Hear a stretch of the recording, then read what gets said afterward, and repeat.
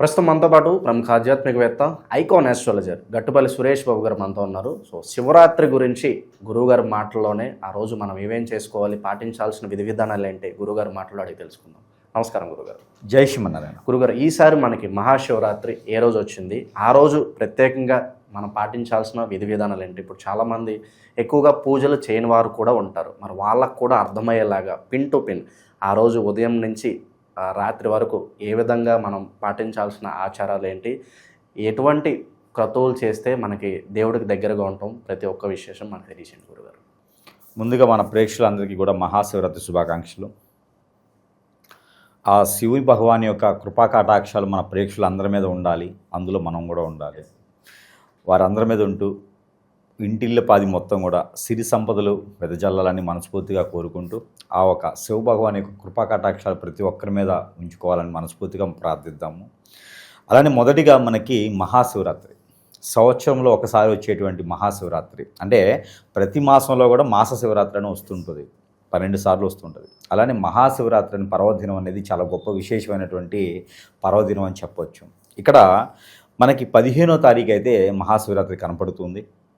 ఈ 15వ తారీఖు ఉదయం అంటే సూర్యోదయానికి ముందే గనక మనము మన బాడీకి గనక ఆముదం కానీ, నువ్వుల నూనె కానీ, మస్టర్డ్ ఆయిల్ కానీ, కోకోనట్ ఆయిల్ కానీ, లేదా పంచ ఆయిల్స్తో కూడా వీరు నలుగు అని ఉంటుంది, నలుగు పెట్టించుకొని అలానే సూర్యుడు ఉదయించే కిరణాలకి ఒక 10 నిమిషాలు నిలబడేసి ఆ తర్వాత హాట్ వాటర్ వేడి నీటితో స్నానం ఆచరించడం ద్వారా ముందుగా సైంటిఫిక్గా కూడా బాడీ ఇప్పటివరకు శీతాకాలంలో ఉన్నటువంటి బాడీ ఎండాకాలానికి అలవాటు పడుతూ ఉంటుంది.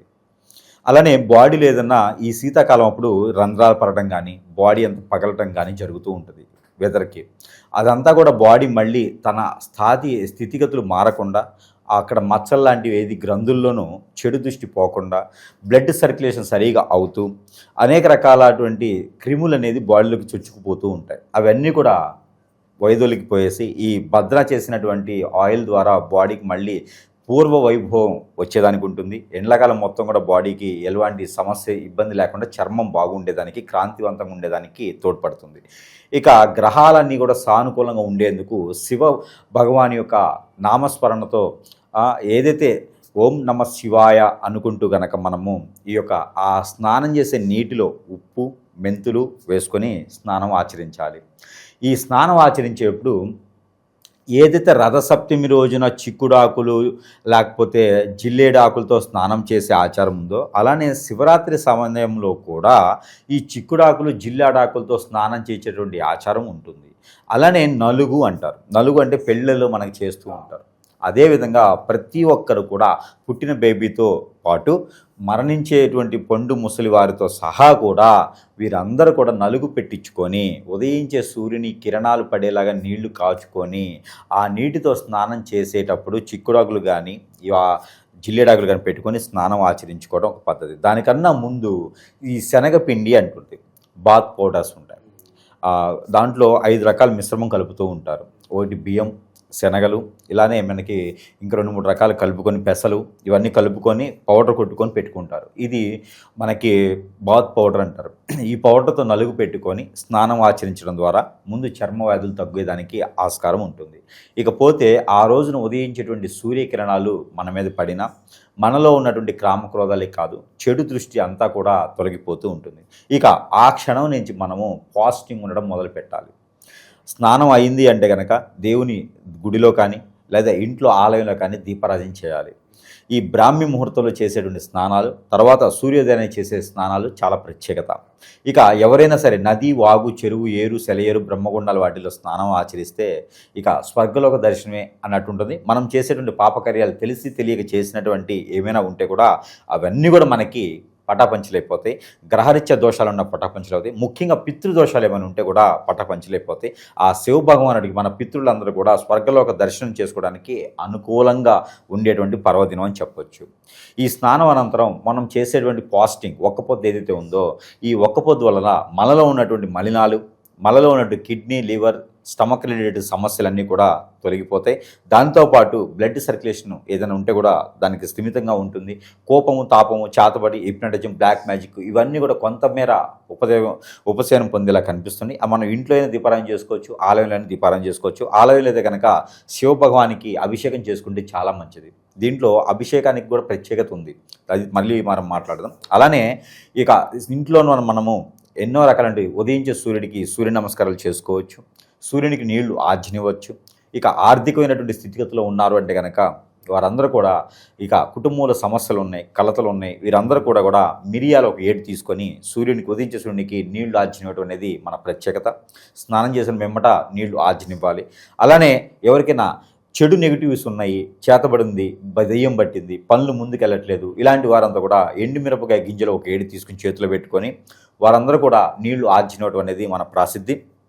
ఆ అనంతరం కూడా వీరంతా కూడా ఇంటి ముందు ముగ్గు అలంకరణ చేసుకొని ఇంట్లో ఆవు పంచకం కానీ, పసుపు నీళ్ళు కానీ, గంధం నీళ్ళు కానీ చల్లుకొని ఆ తనంతరము దేవుని గుడి అంతా శుభ్రం చేసుకొని దీపారాయణ చేసుకోవాలి. ఆ క్షణం నుంచి మొదలైద్ది పాస్టింగ్, ఒక్కపొద్దు.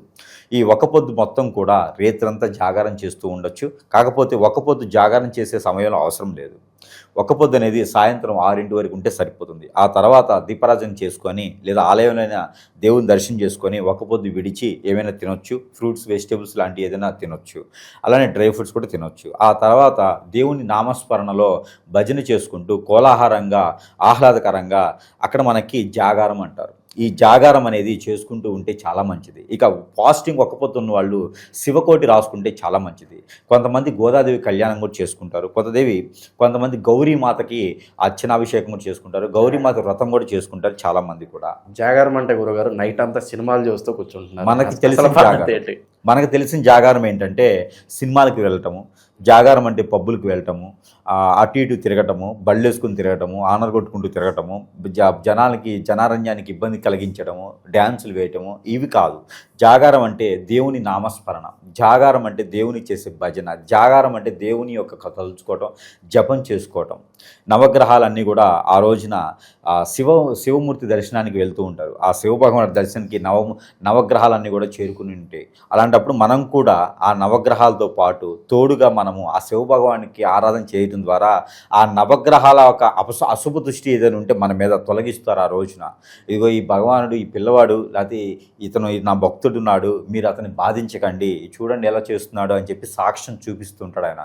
కాబట్టి ఆ రోజు మనం పబ్బులకో, సినిమాలకో, మందు ఆడడానికి వచ్చి వెళ్ళకూడదు. పేకాడటానికి వెళ్తే ఆ ముండగడుకు దరిద్రుడు, వాడికి ఏం ఇది లేదు, వాడికి ఏదో చేయండి అని చెప్పండి ఓం బిష్ అంటారు అనమాట. అప్పుడు 100 మంది 1000 మంది పడిపోతారు. ఇది మన కొన్ని భాషల్లో కొన్ని మతాల్లో అంటుంటారు ఓం బిష్ అనగానే 100 మంది పడిపోతారు, 1000 మందిని పడతారు. అదేవిధంగా శివ భగవానుడు కూడా మనల్ని సూక్ష్మంగా గమనిస్తూ ఉంటాడు.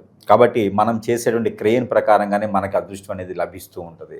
మనిషికి మోక్షం కలగాలని అందరూ కోరుకుంటూ ఉంటారు. ప్రత్యేకంగా ఈరోజు ఏదన్నా ప్రత్యేక కార్యక్రమాలు చేయడం ద్వారా మోక్షం అనేది కలుగుతుందంటారు గురువు? ఈ రోజుల్లో మోక్షం అంటే కల్తీ ముందు తాగటమే. కల్తీ ముందు తాగితే ఖచ్చితంగా మోక్షం కలుగుతుంది. కాబట్టి శివనామస్మరణే మోక్షదారికం. శివనామస్మరణ చేసుకోవటం, శివనామస్మరణని తలుచుకోవటం, ఆ రోజున చేసేటువంటి దానము, ధర్మము, యజ్ఞము, యాగము, ఫలం ఏదైనా ఫలం ఇస్తుంది. ఆ రోజు చేసేటువంటి చిన్నపాటి దానం చంద్రుడికి నులిపోగు దానం అంటారు. అలానే శివభగవానుడికి కూడా నమస్కారం, మనస్ఫూర్తిగా కొలుచుకోవడమే దానం. ఆయన బోలాశంకరుడు అనే ఊరికేం రాలా. శివభగవాన్ యొక్క లింగాభిషేకానికి, అతని యొక్క లింగాకరణలో ఉన్నటువంటి శివభగవానికి అభిషేకం చేసేటప్పుడు మనం మనస్ఫూర్తిగా ఒక చెమ్ము నీరుని స్వామివారికి అభిషేకం చేసుకున్నా కూడా అది చాలా కోటి జన్మల పుణ్యఫలం వస్తుంది. కాబట్టి మనకి ప్రతి సంవత్సరం కూడా ఈ మహాశివరాత్రి పర్వదినాన జాగారం చేయడం అనేది ఆచారంగా వస్తుంది. బృందావన భజనతోనూ, కోలాటాల ఆహ్లాదకరంతోనూ, నాట్య ముత్యాలతోనూ కూడా విదజల్లేటువంటి విధంగా ఉంటుంది. ఒక్కొక్కరు నేనేదో చేస్తాను, నేనే దేవుడు అని చెప్పి గురువుల దగ్గరికి వెళ్ళటము. ఇప్పుడు ఎందుకండి, ఎక్కడో ఈషా ఫౌండేషన్ అని ఉంది, 1000 కోట్ల ఫౌండేషన్ అది. ఆయన ఏం చేస్తాడో ఎవడికి తెలియదు, జనాన్ని అట్రాక్ట్ చేస్తూ ఉంటాడు. శివభగవానికి సంబంధించిన ఆలయాలు చాలా ఉన్నాయి, మరి ఆయన దగ్గరికి ఎందుకు వెళ్తారో తెలియదు జనం. శివభగవానికి సంబంధించినటువంటి ఎన్నో రకాలైనటువంటి జ్యోతిర్లింగాలు ఉన్నాయి. అక్కడ దర్శనం చేసుకొని అక్కడ కూర్చుంటే మనసు, మైండ్ ప్రశాంతంగా ఉంటుంది. నవగ్రహాలన్నీ కూడా ఆయన ఆధీనంలో ఉంటాయి. కాబట్టి మనకి కావాల్సినటువంటి ప్రతి పని కూడా అవుతుంది. మరి అతను ఏం చేస్తాడో నాకు అర్థం కాదు. 300 కోట్లు 400 కోట్లు ఆయనకి సమర్పిస్తారు. మరి ఆయన గురువా, దేవుడా, ఎవరికి తెలియదు. మరి నేను కూడా వెళ్ళాను, ఆడ మొత్తం కమర్షియలే ఉంటుంది. మరి అలాంటిది ఆయన అలాంటి వాళ్ళని ఎందుకు పెంచి పోషిస్తారో ప్రజలు మాత్రం నాకు అర్థం కావట్లేదు. మనకి దేవుడు అనేటువంటి రూపం లేకున్నా, రూపం ఉన్నా మనకి దేవుడు అనే ఒక సాక్షాత్కారంగా లింగ రూపంలో ఉన్నారు. ఆయనకి సంబంధించిన చరిత్ర ఉంది. అలాంటి దేవుళ్ళని వదిలేసి, అలాంటి జ్యోతిర్లింగాలు వదిలేసి, మన ఇంటి పక్కన ఉన్నటువంటి శివాలయాలను వదిలేసి, మన ఇంటి పక్కనే బ్రహ్మాండంగా మన కనులు విందుగా చేసే ఆచార్య వారు, అర్చకులు వారు అభిషేకం మన చేతుల ద్వారా చేయిస్తే ఆ ఒక ఎంతో గొప్పగా ఉంటుంది. నేను అభిషేకం చేశాను, ఒక పుణ్యఫలం ఉంటుంది. ఆ నీటిని తలను చల్లుకుంటే మనకి ఎన్నో రకాలైన పాపకర్మాలు పోతూ ఉంటాయి. ఇవి వదిలేసి అక్కడ దాకా వెళ్తారు. వానికి ఎందుకు సమర్పిస్తారో నాకు అర్థం కాదు. ఆయన దేవుడా తెలియదు, గురువా తెలియదు, మరి ఆయనకి డబ్బులు ఇస్తూ ఉంటారు. మరి దేవుడు మన ఇంటి పక్కన ఉంటే పట్టించుకోరు. అందుకే కలియుగం అంటారు దీన్ని. మానవులు ఎప్పుడు ఎవరికి అర్థం కాదు.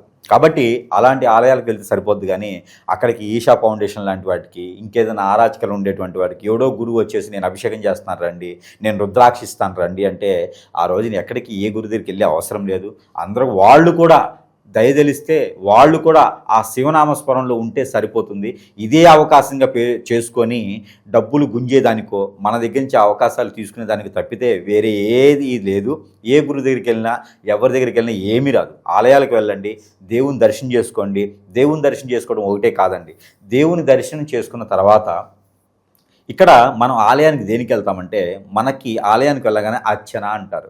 అర్చన అంటే పేరు కాదు, హీరోయిన్ కాదు. అర్చన అనగానే మన గోత్రనామాలు, నామకరణాలు చెప్పి అర్చన చేస్తూ ఉంటారు. అంటే దేవునికి సంబంధించినటువంటి ఆలయ ప్రాసిద్ధి ఎందుకు తెలియాలి కదా, ఆలయ కథలు విచారాలు తెలియాలి కదా, ఆలయానికి సంబంధించిన గొప్ప విషయం తెలియాలి కదా, దాని గురించి చెప్తా ఉన్నా. ఇక ఆలయంలోకి వెళ్ళిన తర్వాత మన పేరు మీద అర్చన చేయమంటారు. అర్చన అనగానే మన గోత్రం గుర్తొస్తుంది. అమ్మ మీ గోత్రం ఏంటమ్మా అనగానే గోత్రం చెప్తాం. ఆ గోత్రం అంటే ఏమిటి అసలు అందరికీ తెలుసా? ఈ గోత్రము అంటే మన యుగ పురుషులు, మూల పురుషుడు అని అర్థం. మనకి పైన 3 తరాల వరకు మీకు తెలుసు, 4వ తరం వరకు మీకు తెలుసు. ఇక ఆ పైన తరాలు మీకు తెలుసా? తెలియదు. కానీ ఆ పైన తరాల వాళ్ళు కూడా మనల్ని దీవిస్తూ ఉండాలి. అలా దీవించలేకపోతే అవే పితృదోషాలు. మనం కార్యాచరణ అనుకున్నట్టు పనులు ముందుకు వెళ్ళవు. ఏ పని చేద్దామన్నా అవి లోతుపాతులుగా ఉంటాయి. పెళ్ళిళ్ళు అవ్వవు, సుఖంగా ఉండలేరు, ఆర్థికపరమైన ఇబ్బందులు, ఎన్నో రకాలుగా కొట్టుమిట్లాడుతూ ఉంటారు. అష్టదిబ్బందులు అయిపోయేసి. ఎందుకయ్యా అంటే మీలో పితృదోషాలు ఉన్నాయని చెప్తూ ఉంటారు. అందరు గ్రహానికి గమనించారా? ఈ పితృదోషాలు దేనికి వస్తాయా అంటే మన యుగ పురుషుల్ని, మూల పురుషుల్ని మనం తలుచుకోకపోవడం వలన వస్తాయి. తల్లిదండ్రి సమక్షంలో పిల్లవాడు లేకపోతే పిల్లవాడు చెడిపోతాడా లేదా? అలానే మన పితృలకి సరైనటువంటి ఆహారం వాళ్ళని తలుచుకోకపోతే మన జీవన శైలి అనేది కొనసాగదు. మనం ఎవరి ద్వారా పుడతాము? శ్రీరామచంద్రమూర్తి ఉన్నారు, ఆయన ఎవరికి పూజిస్తాడు? ఎవరికి పూజిస్తాడంటే ఆ రాజ్యాన్నో, రాష్ట్రాన్నో, లేకపోతేనో ఆయన వాళ్ళ నాన్నగారినో కాదు, పూర్వీకులకి పూజిస్తారు. పూర్వీకులు అంటే ఎవరు? 7 తరాల వారికి కూడా పూజిస్తారు. వారి ముదితాత కూడా రాముల వారు పూజిస్తూ ఉంటాడు. కాబట్టే రామరాజ్యం అనేది ఈ రోజుకి మనం చెప్పుకుంటూ ఉన్నాం. కాబట్టి ఆ సీతమ్మ వారు, ఒక సీతమ్మ వారు కావచ్చు, రాముల వారు కావచ్చు, ఈరోజు కూడా మనకి ఐడియల్గా ఉన్నారు. ఎందుకు అంటే పూర్వీకులను పూజించిన వారు జీవితంలో నిలబడతారు, స్టాచ్యూగా అయిపోతారు. జీవిత కాలం కూడా 7 తరాల పాటు కొనసాగుతూ ఉంటారు. కాబట్టి మన పూర్వీకులు ఎవరయ్యా అంటే మన గోత్రం. మన గోత్రం అంటే మన ఋషి పేరు. ఆ ఋషి పేరుని ఆలయానికి వెళ్ళగానే మనము పలానా గోత్రం అని చెప్తాం. ఆ గోత్రం చెప్పగానే మనకు సంబంధించిన ఆ గోత్రాన్ని పేరు సంబంధించిన పెద్ద ఆయన ఆ దేవుడి దగ్గర ఉంటాడు. పాద సేవలో ఆయన అక్కడ ఆవరణలో సేవలో మొక్కలకి నీళ్లు పోస్తూనో, గోడలు తుడుస్తూనో, భోజనం వడ్డిస్తూనో, దేవతా దేవుళ్ళకి మామూలు విషయం కాదు అది. ఆ దేవతా దేవుళ్ళకి వాళ్ళు సేవలు చేస్తేనే మనం జీవన శైలి మొదలు పెడుతున్నాం కలియుగంలో. కాబట్టి ఆలయంలోకి వెళ్ళి మనకి దేవునికి మధ్యన అర్చకులు వారు ఎలా అయితే ఉన్నారో, మన పెద్దవారికి మనకి మధ్యన దేవుడు అలా ఉంటాడు. అమ్మవారు కానీ దేవుడు కానీ. మన గోత్రం చెప్పగానే అతను 7 గుర్రాల మీద పరిగెత్తుతాడు. 7 గుర్రాల మీద పరిగెత్తి, చూసారా మీ 5వ తరం మనవడంట వచ్చి మిమ్మల్ని తలుచుకున్నాడు, మీకు ఇవాళ ఫుడ్ ఉంది పో అనగానే అతను మా పెద్ద అతను ఉంటాడు, ఆయన మమ్మల్ని దీవిస్తాడు. దీవిచ్చేసి నువ్వు అనుకున్న కార్యం నెరవేరు కాక అనగానే అప్పుడు మనకి ఆ పితృదోషాలు వెళ్ళిపోతాయి. అదే దేవుడు చేస్తాడు. కాబట్టే దేవుని దగ్గరికి వెళ్ళేది కారణం మన స్వార్థంతో కాదు, ఉద్దేశపూర్వకంగా కాదు, మనము ఏదో కోరికలు కోరి అవి తీరడానికి కాదు, అవి కాదు.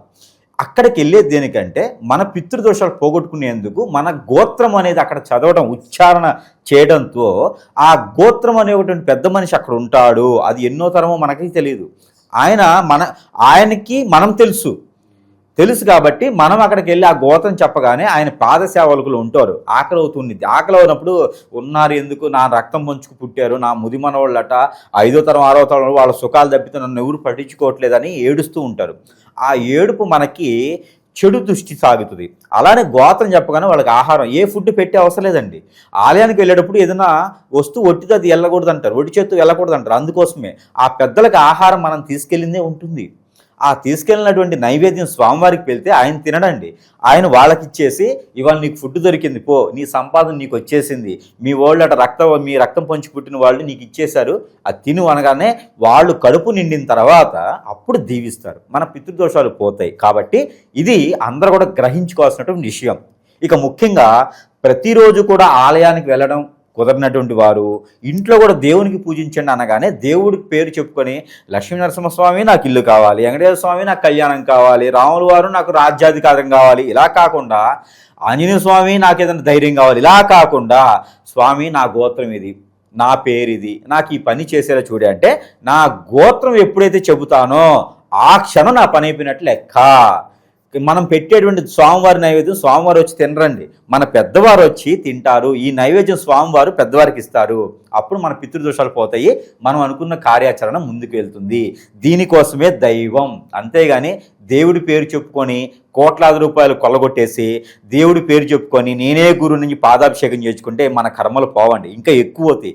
ఎదుటి వాళ్ళని అలాగా ప్రోత్సహిస్తే మన కర్మలు ఇంకా పండిపోతాయి. నేనుండగా మీకెవడరా వాడు దేవుడు అని చెప్పేసి మన పెద్దవాళ్ళు కూడా ఇంకా శాపనార్థాలు పెడుతూ ఉంటారు.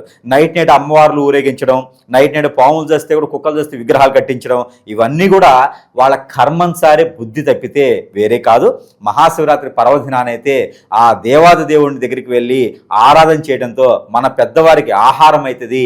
మనం చేసేటువంటి శివనామ స్మరణ మన దేవుళ్ళకి సంవత్సరం పాటు, ఏది మన పెద్దవారికి సంవత్సరం పాటు ఆహారం. కాబట్టి ఆ రోజు జాగారం అందుకు చేయాలి. ఒక్క పొద్దుండి జాగరణ ఎందుకు చేయాలండి? అందుకు చేయాలి. మన కార్యాచరణ, మనం అనుకున్నటువంటి గోల్స్ రీచ్ అవ్వడానికి మహాశివరాత్రి పర్వదినాన చాలా ముఖ్యమైనటువంటి పర్వదినం అది. ఇందుకు పురాణాలలో కానీ పురాణాల్లో కానీ కూడా వ్యత్యాసాలు కూడా మనం చదవలేని పరిస్థితుంది. కాబట్టి ఈ ఒక్కటి చేస్తే కూడా అర్థం కాని ప్రతి ఒక్కరికి కూడా ఈ విషయం అర్థమైందని మరొకసారి అనుకుంటున్నా.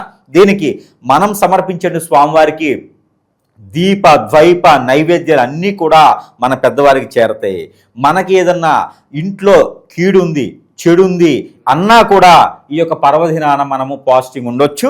ఈ పర్వదినాన మనము ఈ యొక్క సాయంత్రం నుంచి ఉదయం వరకు కూడా ఈ యొక్క జాగారం అనేది చేసుకోవచ్చు. అంతేగాని నేను చిరంజీవి సినిమా రిలీజ్ అయింది, బాలకృష్ణ సినిమా రిలీజ్ అయింది, సినిమా హాల్లో కూర్చోవటం, వాళ్ళే కాదు ఇప్పుడు కొత్త హీరోల సినిమా రిలీజ్ అయినా ఆడికెళ్ళి కూర్చోవటము, పబ్బులకి క్లబ్బులకి వెళ్ళటము, ఇదే ఆసరగా తీసుకొని ప్రభుత్వాలు సొమ్ము చేసుకోవడం లాంటివి చేస్తూ ఉన్నారు. హరినామస్మరణ చేసుకోవచ్చు, అలానే శివనామస్మరణ చేసుకోవచ్చు ఆ రోజు మొత్తం కూడా. మరొకటి, ఏదైనా పిండి పదార్థాలు చేసిన ప్రతి ఒక్కటి కూడా నా స్వామికి ఇష్టం, నా దేవుడికి ఇష్టం కాదమ్మా, మీరు పెట్టే స్వామివారి తరపు నుంచి తీసుకుపోయి మన పెద్దవారికి ఇస్తారు. అప్పుడు ఏం చేయాలి తెలుసా? మీ తాతగారికో మీ ముత్తాత గారికో లేకపోతే పెద్దలు కారం చేసి ఉంటారు కదా, వారికి ఏమి ఇష్టమో ఆ రోజు అది చేసి పెట్టాలి. లేకపోతే వెంకటేశ్వర స్వామికి దద్దోజనం ఇష్టమమ్మా, నా కులదేవతకి పొంగల్ చక్కెర పొంగల్ ఇష్టమమ్మా, అప్పులు తెచ్చి చేసుకొచ్చి చేసే అవసరం లేదు. మీ తాతగారికి మీ ముత్తాతకో కాకరకాయ ఫ్రై అంటే ఇష్టమేమో అది పెట్టండి, తప్పులేదు. పచ్చిమిరపకాయలు అంటే ఇష్టమేమో దాంతో పచ్చడి చేసి పెట్టండి, తప్పులేదు. కాబట్టి వారికి పెట్టే ఆహారం ఏదుందో పెడితే మాత్రమే మనకి పితృదోషాలు పోతాయి. కావాలంటే ఈ సంవత్సరం అలా చేసి చూడండి. పెళ్లిళ్ళు కానటువంటి వారికి ఇలా చిటికలో పెళ్లిళ్ళు అవుతుంది. జీవితంలో ఎదగలేనటువంటి వారు ఇలా చిటికలో ఎదుగుతారు. జీవితంలో ఏది కొనసాగట్లేదు, నాకు ఏ గోల్స్ ముందుకెట్టలేదు, అష్టదిబ్బందులు అయిపోయింది, కట్టుకున్న భార్య కట్టుకున్న భర్త దూరం అయినారు, చెప్పు చెత్తలు ఉండిపోయినాను, ఏ వనరులు నాకు కొనసాగట్లేదు, నాకు ఇల్లు లేదు, వాకి లేదు, నాయన అసలు ఏమవుతుందో కూడా తెలియలేదు, నాకు ఇంత వయసు వచ్చింది నేను ఎదగలేకపోతున్నాను అనుకున్న ప్రతి ఒక్కరు కూడా నేను చెప్పిన విధంగా జాగారం చేయండి. జీవితంలో మళ్ళీ వచ్చేటువంటి మాస శివరాత్రి కాదు, మహాశివరాత్రి నాటికి 2027లో వచ్చే మహాశివరాత్రి నాటికి ఖచ్చితంగా వీళ్ళు కోలుకుంటారు. దేవుడికి ఏది మొక్కుబడి అవసరం లేదు, మన పెద్దలకు మొక్కండి, దేవుడు తీరుస్తాడు. మన పెద్దలు అక్కడ కష్టపడుతూ ఉంటే ఎవరికైనా సరే ఒక పెద్ద ముసలాయన వస్తాడండి. పెద్ద ముసలాయన మీ దగ్గరికి వచ్చి దేహే అని అనగన్నప్పుడు మీరు ఏం చేస్తారంటే వాళ్ళు ఎవరో తెలియనంత వరకు మీరు బాధపడుతూనో బంధపడుతూనో ఆ పెద్ద అతనికి సేవాధర్మాలు చేసుకుంటూ అతను చేసుకునే పనికి మీరు అడ్డం రాకుండా చేసుకుంటూ ఉంటారు. అదే వాళ్ళ కొడుకులో కూతుళ్ళో వాళ్ళకి 1000 కోట్లు ఉన్నాయండి, వీనికి పట్టించుకొని బయటికి వేస్తారని మీ తెలియగానే ఏం చేస్తారు? ఏం చేస్తారండి? వాళ్ళని శిక్షిస్తారు. పెద్ద ఆయన ఏమనరు, వాళ్ళని శిక్షించి బుద్ధి చెప్పి మీరు ఇచ్చేస్తూ ఉంటారు. దేవుడు కూడా అంతే, మన పెద్దవాళ్ళని పట్టించుకోకపోతే ఆయన మనకి శిక్ష వేస్తాడు. అదే శివభగవాన్ యొక్క లీల. ఇది తెలుసుకున్నవాడు సత్యవంతుడయ్యేసి స్వర్గలోకానికి వెళ్తాడు. ఇది తెలుసుకోలేని వాడు ఇక్కడే భూలోకంలో ఉండి ఏ చీమగానో గాడిదిగానో పందిగానో మనము అమ్మ వాళ్ళకి సోమ వాళ్ళకి బలిచ్చేటువంటి మేకలు గుర్రెలు ఉంటాయి కదా, మళ్ళీ మనల్ని కూడా అదే అవతారంతో ఉండి బలిస్తూ ఉంటారు. ఇది జీవిత ఒక చక్రానికి సంబంధించిన చరిత్ర. ఒక్కపొద్దు ఉండడంలో మన సచ్చక్రాస్ కూడా క్లీన్ అవుతాయి. ఒక్కపొద్దు ఉండడంలో మన సచ్చక్రాలు ఒకటే కాదండి, మనలో ఉన్నటువంటి క్రామక్రోధాలు అన్నీ కూడా మలినాలన్నీ కూడా శుభ్రపరిచేలాగా ఉంటుంది. ఒక్కరోజు చేసే జాగారంలో కనుక మనం చేయగలిగితే మనలో ఉన్నటువంటి బ్లడ్ సర్క్యులేషన్ కానీ, మనలో ఉన్నటువంటి ఒబెసిటీ, ఎసిడిటీ, థైరాయిడ్ ఇలాంటి సమస్యలు, గ్రంథుల సమస్యలన్నీ కూడా తొలగిపోయేలా ఉంటుంది. ఇటు సైంటిఫిక్గా ఇటు ఆధ్యాత్మికంగా కూడా సరైనటువంటి రీతి ఉంటుంది. నవగ్రహాల దృష్టి తగ్గిపోతుంది. చూసారా, ఒక్కరోజు పాజిటివ్ ఉండి ఒక్క రేత్రి అంతా జాగారం ఉంటే ఎన్ని ప్రయోజనాలు ఉన్నాయో ఇవి చేయరు. ఇంత చెప్తే కూడా ఆ గురువు చెప్తూనే ఉంటాడండి, నేను ఈశాకి వెళ్ళి ₹1 కోటి చేసిందే దానం, అక్కడ వాళ్ళతో పాటు చిందులేసి ఎగరాల్సిందే తప్పితే నాకు అక్కడ శివుడు చెప్తే ఇక్కడ కనపడ్డు అంటారు దేవుళ్ళు. మన మానవ దేవుళ్ళు. లేదు అంటే కనుక ఏదైనా సినిమా హాల్లో కూర్చొని పాప్కార్న్ తింటే కనుక వీళ్ళకి తృప్తిగా ఉంటుంది. లేదురా పోయిన సంవత్సరం 10 మంది వెళ్ళాము, ఈ సంవత్సరం ఒకరి దగ్గర పరమాంశ శిష్యులు లెక్కేసుకుంటారు మళ్ళీ వీళ్ళు. లేదంటే కనుక ఈ మధ్యన రేవ్ పార్టీస్, అసలు సందర్భం లేకుండా రేవ్ పార్టీస్, 10 మంది అమ్మాయిని పిలిపియాలి, దుబాయ్ నుంచో అక్కడి నుంచి నుంచో వీళ్ళు విచ్చలవిడితనంతో చేసుకోవాలి. ఈ రోజుల్లో పెద్దలు కూడా ఏం చేస్తున్నారు, డబ్బు విచ్చలవిడితనం అయిపోయిందండి. ఈరోజు ఈజీ మనీ అయిపోయింది. వేల కోట్ల రూపాయలు టార్గెట్ పెట్టి టెండర్ వేశాడు మన భారతదేశానికి ర్యాపిడో లాంటి వాళ్ళు, ఇప్పుడుండే బిల్కిన్ లాంటి వాళ్ళు. అలాంటి వాళ్ళని పెంచి పోషిస్తారు మన భారతదేశం వాళ్ళు. అలాంటి వాళ్ళు బుక్ చేసుకొని ఇంట్లోకి వచ్చిన ప్రశాంతంగానేటువంటి నాన్ వెజ్ తింటూ టీవీలో చూస్తూ ఉంటారు. దేవుడు ఎక్కడ ఉన్నాడంటే ఎవరో ఒకరు అవతారంతో టీవీలో కనిపిస్తే వాడికి నమస్కారం చేసుకుంటారు, వాళ్ళే దేవుడు అని చెప్పేసి అని. లేదా ఈశా ఫౌండేషన్ ఆ సృష్టికర్తకి నమస్కారం చేసుకుంటాడు. అసలు వాడి దగ్గర ఏముందో కూడా నాకు తెలియదు. ఇప్పుడు ఈ మాట అన్నాను కదా, ఇవన్నీ పోతాయి. ఏదైతే వాడన్నాను కదా అతి కాంట్రవర్సీ వస్తుంది చూడండి. ఎందుకంటే మన మానవులు అలా అయిపోయినారు. మంచి చెప్పే వాళ్ళని కాంట్రవర్సీ చేస్తారు, మంచి చెప్పేవాళ్ళు లేరు, వాళ్ళని ఏం చేయకపోయినా పడలా, కనీసం వినరు. కాబట్టి మహాశివరాత్రికి ఇలా చేసుకుంటే సరిపోతుంది. లేదు వాళ్ళకి నచ్చినట్టు వాళ్ళు చేసుకోవచ్చు. ఎవరి కర్మకి ఎవరు బాధ్యులు కాదు, చెప్పేంతవరకే ఉంటుంది. ఒక గుర్రానికి దాహం వేస్తే చెరువు దగ్గరికి తీసుకెళ్లేంతవరకే నా బాధ్యత, నీరు తాగుతావా లేదా అనేది దాని బాధ్యత. కాబట్టి గుర్రమైనా గాడిదైనా సరే ఆకలేస్తేనే దాహం వేస్తేనే వారి యొక్క పరిస్థితి ప్రకారంగానే ఉంటారు. ఎవరైనా నీతిగా నిజాయితీగా చేసుకోవాలనుకుంటే నా రూట్లోకి వస్తారు. లేదు గురువుగారు అబ్బా ఆయన అన్నీ చెప్తాడులే, నేను చేసేది ఎవరు, నాకు ఆయనే గురువు ఆయనే దేవుడు అంటే అట్లే కర్మ ఏం చేయలేము.